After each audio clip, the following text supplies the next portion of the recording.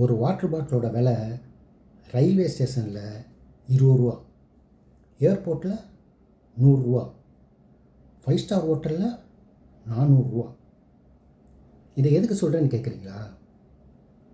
ஒருவர் இருக்கிற இடத்த பொறுத்து தான் அவருடைய வேல்யூ சேஞ்ச் ஆகும்.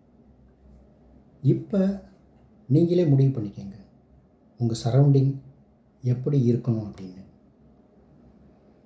20 ரூபாவில் இருக்கிற அந்த ரயில்வே ஸ்டேஷன் வாட்டர் பாட்டிலா அல்லது ஏர்போர்ட்டில் இருக்கிற 100 ரூபா வாட்டர் பாட்டிலா அல்லது 5 ஸ்டார் ஹோட்டலில் இருக்கிற வாட்டர் பாட்டிலா அப்படின்னு.